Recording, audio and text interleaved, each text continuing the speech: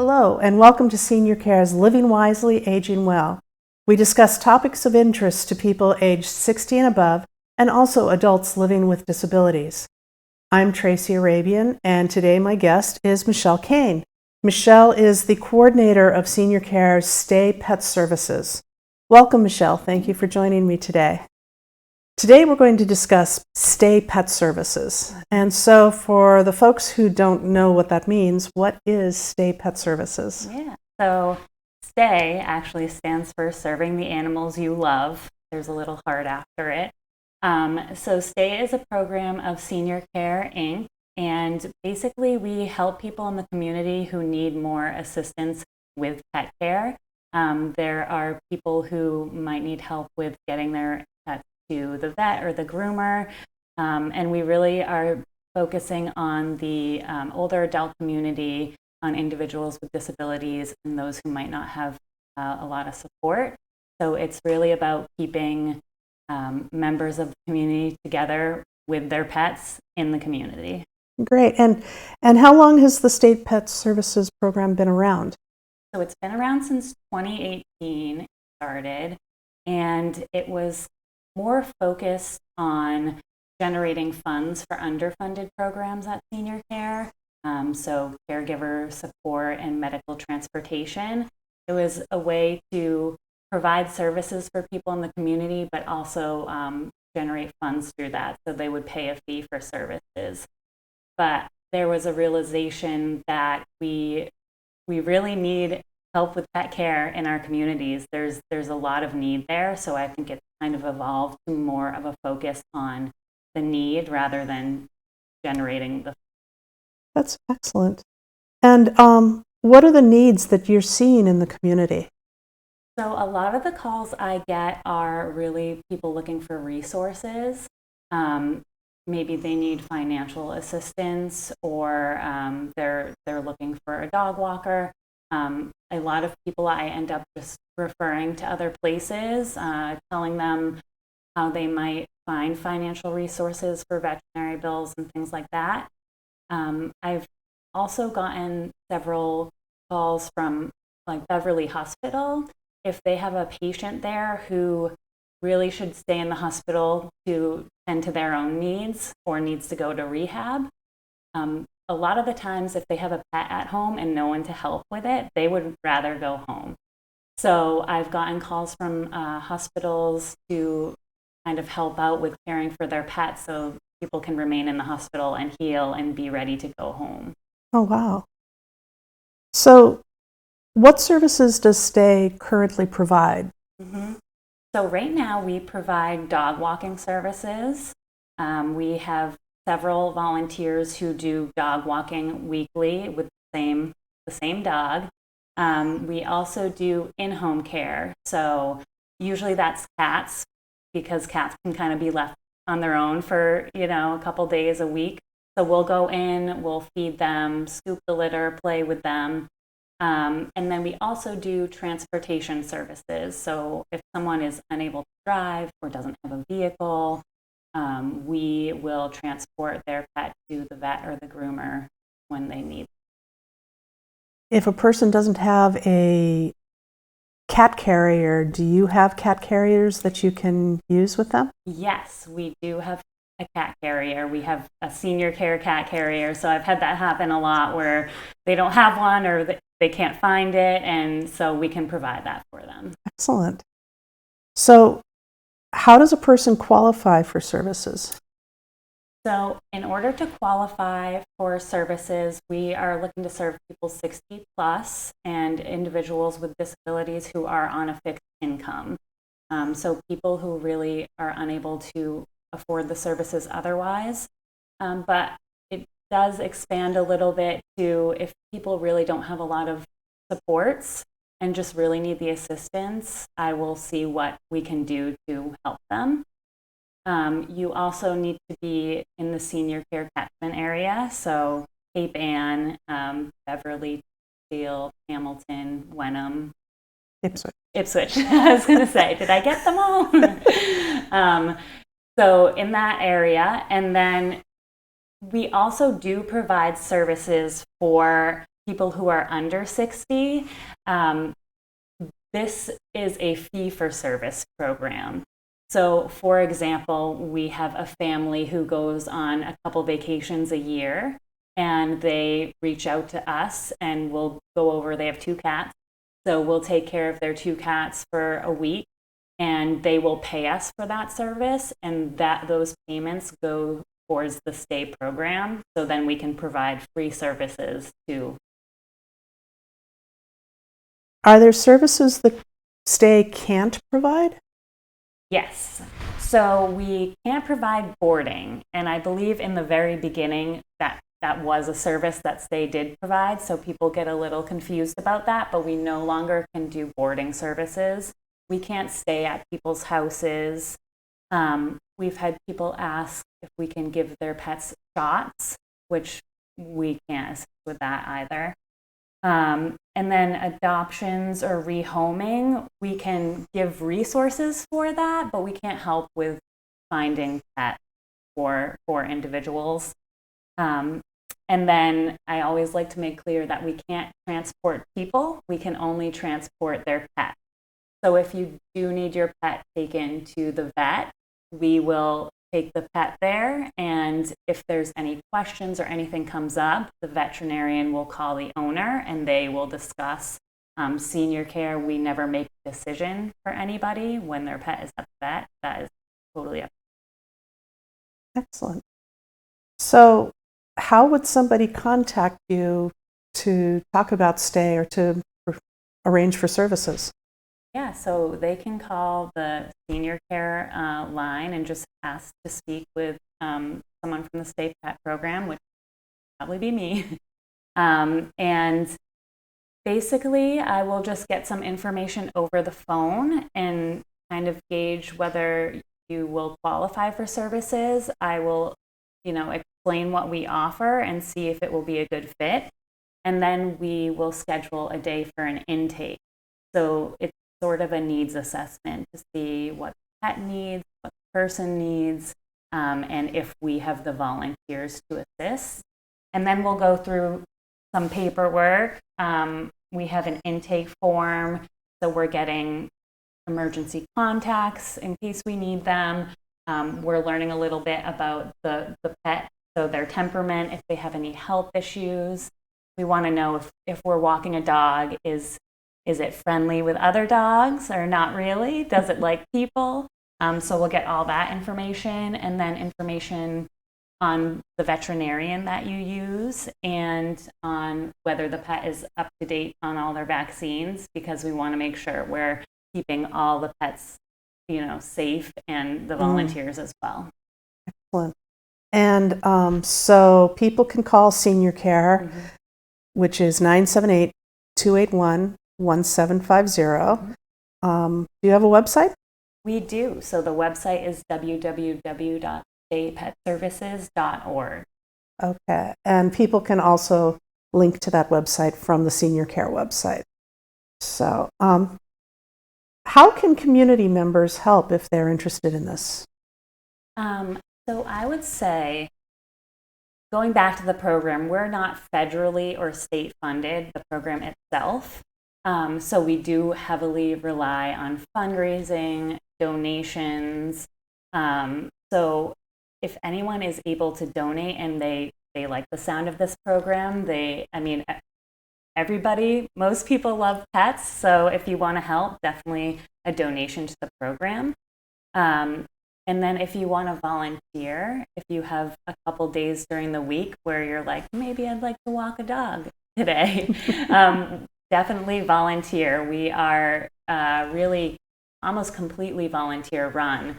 So if you're getting services through Stay, you're gonna get a volunteer, and that is just really very much needed so definitely a way people in the community could help. How are your volunteers vetted? So the volunteers, they have a background check, the Corey check, and the driving check. And then I also do interviews with each volunteer as well, just to get an idea of their past experience. Do they have pets of their own? Have they cared for other people's pets? And then we have a training manual as well. And typically, if it's a new volunteer, I might go with them on their first assignment just to introduce them to the consumer and make sure everything goes smoothly. And we make sure they all love animals, which they do. All of them love animals so much. It's amazing. So yeah, if you're an animal lover, this is definitely a volunteer opportunity for you. You mentioned that Stay accepts monetary donations. Can you take in-kind donations? Like if I had an unopened bag of cat food, could I donate it to Stay? Yes, definitely. We don't have like set days or anything for donations right now, but if you just call SeniorCare and we can take donations. Typically how that works is whatever the donation is, I might reach out to some of the care managers at SeniorCare to see if they can think of anybody who's needed help with pet food in the past, and then I'll reach out to that person and see. And if it's really an item that might be, we will take most items, but if it's something that we really can't find anyone to bring it to, then I will kind of pass it along to Cape Ann Animal Aid or something like that if we're having trouble finding. So I'm guessing you don't want the 6-foot tall hamster cage that I have in my spare room. If I find someone who needs it, I'll let you know, but I don't have enough room in my office for it, unfortunately. Yes, I keep thinking I need to call Cape Ann Animal Aid. Yeah. Speaking of hamsters, are there any animals that you do not serve? There really aren't animals we don't serve. I've helped with birds. I've helped with mice. We in the past have helped out with even like farm animals like chickens, reptiles. I will say that the only thing is maybe some of our volunteers don't have as much experience with those animals, and maybe some of them don't want to help out with like a snake or something. A scorpion. A scorpion, yeah. I don't know much about scorpions, so we would have to kind of gauge how helpful we would be in certain circumstances. But I mean, I helped with some birds before, and I really did not have much experience. But me and the consumer sat down for a very long time. She had, I want to say, 6 birds, and we went over exactly what I needed to do so that we're making sure we're taking the best care that we can of the consumer's animals, because we know how important they are. 6 birds. That's a lot of Yes, birds. It was. So, what would you say are the most important takeaways from the Stay program? I would say the most important takeaway from the beginning is just how needed these services are. We know there are people in the community who need home care services, personal care, and that's a huge need as well. And as a care manager myself, I saw that many individuals living alone or with little formal or informal supports just really need assistance with their pets. It's a lot to take care of a pet, and they do a lot. The pets do a lot for the people as well. So I think that was another big takeaway, that we want to keep pets with their humans, and we know how much pets help with isolation and loneliness and mental and physical health. There's many studies that are beginning to look into that and show just how helpful a relationship with a pet can be. So that is another big takeaway from the program. And I'd say one of the things that I really want people to think about is having a plan for their pet, because as I discussed before, sometimes Beverly Hospital will call me and we really need someone to help. This person's admitted to hospital and they have a cat at home. And absolutely we want to help with that. But I think people really need to think about what ifs. What if I end up in the hospital? That's not something that people usually plan on. Do I have a neighbor, a friend, a family member who can assist me in that circumstance? And have that plan in place so that you can get it in motion as soon as you are in need. That's something so many people don't think about. And I know with my personal situation, I live alone. I have 2 cats. And it's something that you do. It's right up there with making sure all of your finances are in place. You've got to do it. Right. Yeah. So, was there anything else that you wanted that we haven't covered yet that we should?